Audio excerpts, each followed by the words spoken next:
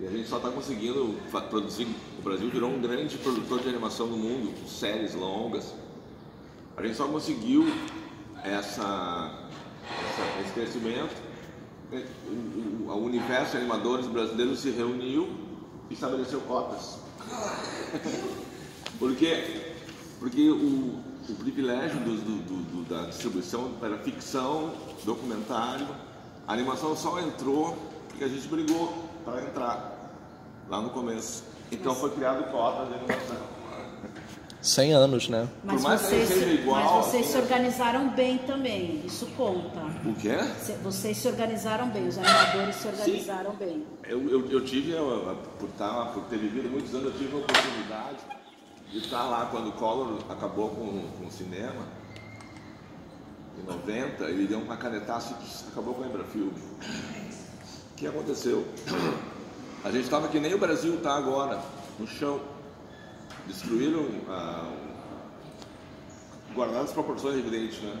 O que a gente fez? Não só animadores, aí eu falo da comunidade, a sociedade civil.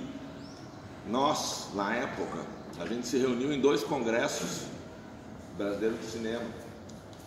E eu sou preguiçoso, assim, eu não sou articulado político, né? Na verdade eu sou muito preguiçoso mesmo em relação a...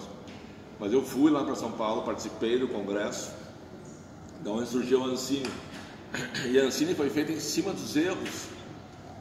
Não se repetiu os erros da Embrafilme. Foi feita uma nova autarquia, onde funcionava até agora que houve o golpe. Então está vendo essas distorções, que o interesse aqui tenha filmes que faturem, o interesse que sejam filmes comerciais. Essa diferença da esquerda e da direita que funciona à base de grana, de tudo vale tudo por dinheiro, tudo tem que ser grana. Os comerciais, a rigor, não deveria nem pegar dinheiro incentivado. Os comerciais nem deveriam pegar o dinheiro incentivado. Sim, porque tem... enfim, isso é uma coisa... Nem vamos entrar nesse assunto que é complexo. Sim, nossa. Mas em relação ao filme, especificamente esse filme, o longa... Na década de 80 tinha uma revista em quadrinhos chamada Chiclete com Banana, que vendia assim 200 mil, e era uma espécie de resposta, era contra a cultura brasileira, fim da ditadura. Aí surgiu os 3 amigos, que é o Glauco, que foi assassinado, o Angeli, a Laerte, que era o Laerte, e o Adão Itubus Garay, que era o 4º amigo, que é meu amigo pessoal lá de Porto Alegre. Foi morar em São Paulo. A partir dali, eu tive um romance com a Laerte na época, antes dela ser... Ele era gay, né? E sempre foi homofóbico. Isso é muito engraçado, porque ele ria dele mesmo. Porque era mais... Pra gente ser aceito, né? A gente tem que ter padrões. Então ele dizia, pô, tem vergonha, mas eu era homofóbico também, fazia piadas com gays, sendo gay. Tô brincando, a gente só se beijou um pouco, agora há pouco tempo. Lá num bar em Porto Alegre, eu amo a Laerte, cara, é uma figura transcendente, assim. Enfim, eu cheguei na Laerte por ser fã, né, do trabalho do Chiclete com Banana. E também porque para conseguir grana eu tinha que trabalhar com publicidade, propaganda, né? Então eu não criei um universo próprio, por mais que eu tenha feito quadrinhos lá, então era melhor pegar esses universos ricos, que esse tipo de humor que eu adoro, que eu me identifico, o humor da contracultura, do underground, da podreira, assim, que é uma coisa que é uma resposta, digamos, da hipocrisia que a gente vive, né, no mundo, onde tu tem que estar mentindo o tempo todo, como a Laerte mentia, que era macho. Então é muito obrigado a estar o tempo todo com máscaras e máscaras, né? Então esse tipo de universo deles me identificava. E eles me amavam, daí eles liberaram os direitos. Esse filme, A Cidade dos Piratas, foi concebido em 93, a primeira ideia. A gente registrou na Biblioteca Nacional o Woodstock, que é onde fez um filme com o Angeli também, Sex for Agony, Rock and Roll. É o máximo, quem não viu, Tu viu? Quem não viu, veja. Estava lá em trabalho. O Rock Hudson, os cowboys gays. Eu vi o teu primeiro curto. Tu viu o Natal do Burrinho? Lá em Gramado. Foi uma, assim, aí que tá a importância do festival, essa de... Eu não imaginava, eu sou muito cético em relação a tudo, assim. Não acredito muito em essas coisas que transcendem, assim, de... Eu sou um cineasta, ou eu sou um artista, todos nós somos falíveis e eu geralmente, quando tu veste isso de tu ser é uma defesa. Eu vi o Neville falando, a inveja do meu talento. Nossa, eu adoraria ter essa convicção, né? É uma coisa muito forte. Tem que te afirmar, né? Entendeu? Podem falar o que quiser, assim, eu não me importo. Claro que é bom ser aceito, né? Não é uma coisa que... Mas a partir de eu acabar com esse medo de me expor, eu consigo falar, como nesse filme, para mim é um proto-filme, porque a gente mudou o roteiro na última hora. Ele estava... já tinha 10 versões do roteiro com os piratas mesmo, que era a história dos... Enfim, era outra história. A vida real atropelou o filme. Daí eu resolvi colocar... Em 93 a Laerte ainda não tinha matado ele, né? Quem? Não.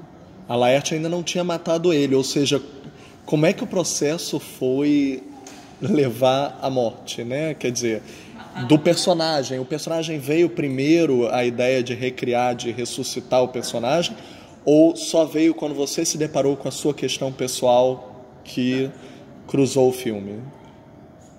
Não, na época, lá em 93, os piratas... Para mim, até hoje, a ideia dos piratas do Tietê, que seria uma espécie de alusão aos políticos, é uma ideia super atual, né? Mas para Laerte não era mais. Ele matou os personagens há mais de 20 anos. Parou de desenhar os piratas. Diz que eles são múmias, são mortos, são machistas, um monte de coisa. Então, como chegou nisso? Porque se em 93 a ideia veio antes dela eliminar os personagens, como era a ideia com eles, entre aspas, vivos? Como foi a ideia depois que ela já havia eliminado, mumificado eles? E como partiu a se engendrar, se associar contigo e a descoberta de você se inserir no filme e se relacionar com o pirata com que ambos se desafiaram, né? Da reinvenção, de se matar para ressuscitar. Sim, ao mesmo tempo que a Laerte passou a ser um transgênero, ela virou uma mulher, ela passou a se vestir como uma mulher, ela também não pensa em se operar, ela nem colocou, eu acho, ainda silicone, né? Ela tem uma personalidade extremamente forte. Essa personalidade dela, assim, não só a personalidade, mas o trabalho da Laerte teve uma mudança olímpica, assim, absurda. Aconteceu também uma tragédia, morreu um dos filhos da Laerte, um acidente de carro. Aí o cara ligou no celular, o guri ligou assim, pai, capotei. Ele cortou a femoral aqui, e estava na estrada para Santos lá, o cara morreu falando com o pai. Assim, na época foi uma coisa muito chocante, né? Então várias coisas aconteceram na vida real. Essa mudança radical do trabalho e da persona Laerte, né? Na minha opinião, não podia ficar de fora. E isso ocasionou uma grande mudança em tudo. A produtora se demitiu. O roteiro que a gente tinha feito tinha 10 versões. Até a Juliana Rojas do filme As Boas Maneiras fez uma versão do roteiro para nós. Então jogar tudo isso no lixo foi uma coisa bem dolorosa. E eu me permiti daí fazer um filme que a vida real estava me obrigando a fazer, é o filme que tá ali e que me custou muitas brigas mesmo, assim. O roteirista ficou sem falar comigo há alguns anos, a Juliana brigou comigo também, mas eu vi nos créditos que a Laerte faz parte também do roteiro. Não, quando a gente faz um trabalho assim como esse, que é baseado na obra, a liberdade, a gente tem total liberdade. Então não é um trabalho da Laerte, é livremente baseado. Então ela não... como eu gosto muito a identificação, ela nem está preocupada. Tu pode fazer o que tu quiser, eu confio em ti. Como eu confio nela também. Essa coisa de confiança, que é uma coisa que no Brasil, eu amo o Brasil é um país... Jamais, por exemplo, se eu estivesse na Europa ou nos Estados Unidos, um autor que tem uma obra consagrada, como é o caso da Laerte, do Angeli. Eu fiz um filme também com o Luiz Fernando Veríssimo, libera os direitos. Chega lá e diz, não, faz o filme, está liberado. Só no Brasil acontece isso, por quê? Porque a gente ama, a gente é apaixonado, tem a camaradagem. E a falta de preservação do direito básico, a né? parceria. Como não recebe do Estado, é obrigado a fazer assim para a preservação estar em outros lugares, né? Não, mas agora tem, esse filme tem, a gente pagou uma grana para lá, pagou mais ou menos todo mundo envolvido, não ficou ninguém... Não, mas eu quis dizer da obra original dos autores, que não tem necessariamente respaldo estatal para preservação delas. Não tem.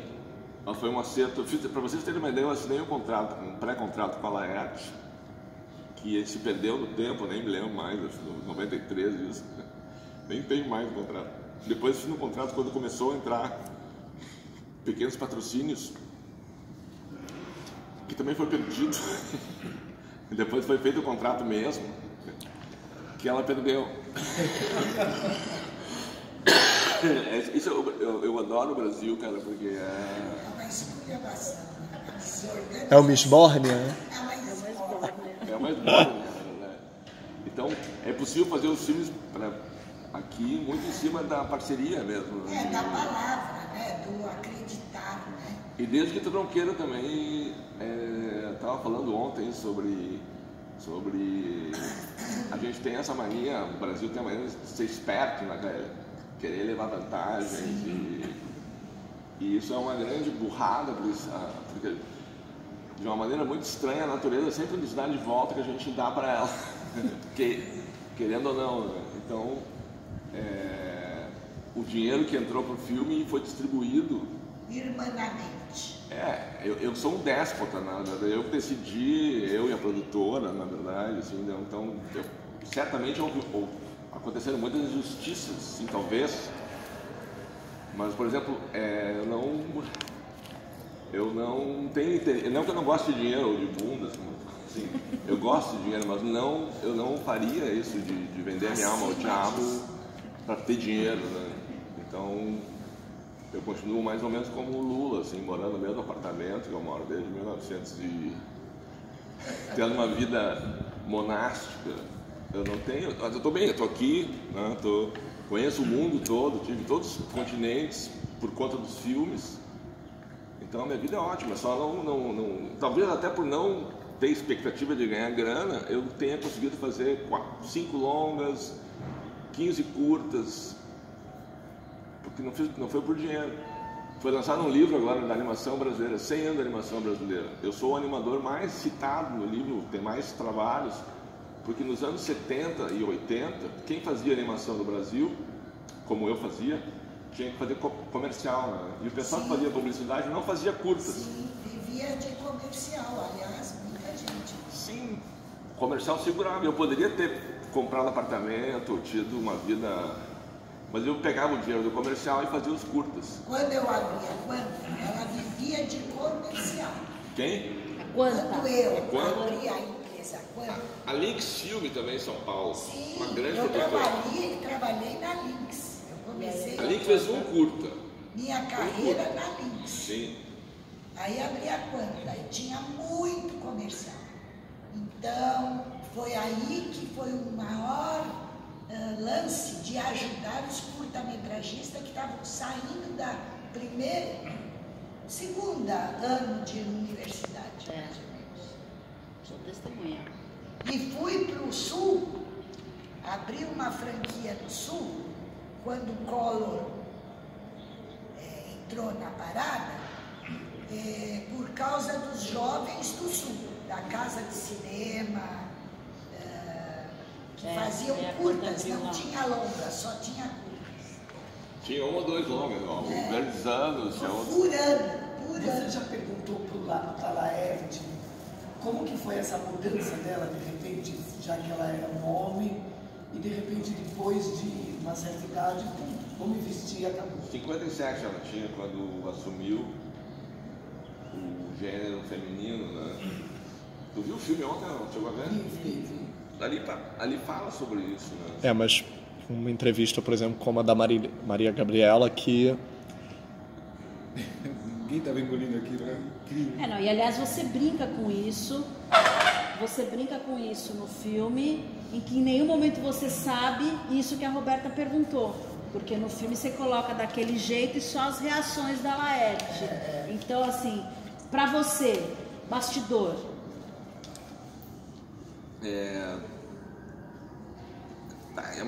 Eu fiz do Rock Hudson, os cowboys gays antes, né? E essa tragédia de não poder assumir o gênero, se tu é um menino, agora mesmo a menina se matou de 10 anos por ser gay, por ser, é um tabu que ainda não, é mais radical agora ainda em relação a isso, ao preconceito. É muito difícil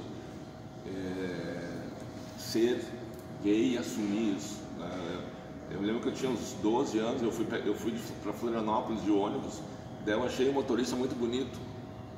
Aí eu, nossa, me apaixonei pelo motorista. Sou gay, sou puto, lá em Porto Alegre fala isso, né? Isso seria a pior coisa do universo. Então a Laerte não assumiu por preconceito com ela mesma, é difícil isso. Ainda mais nos anos 60 também, imagina 60, tu ser gay era inconcebível. Tu era estigmatizado. É pior que um prisioneiro. Você sabe, Por isso que eu acho que é muito cedo ainda, a gente tem que trabalhar muito ainda. Sim, sabe por quê? Vocês sabiam que o nosso ídolo Ayrton Senna era gay? Era casado com um homem? Vocês sabiam isso? Sabia. Não? Quem sabia isso? Sabia. Eu sabia. Sabia. Uma pessoa aqui sabia. Não, também já tinha ouvido. Hã? Também já tinha ouvido. Sempre ouviu essa. E que a Adriane Galisteu era uma grande amiga e que aquilo era uma questão mais midiática. Processo. Não é contrato, né? Casou por contrato. Isso está gravando porque eu posso levar um processo. Para aí. Ayrton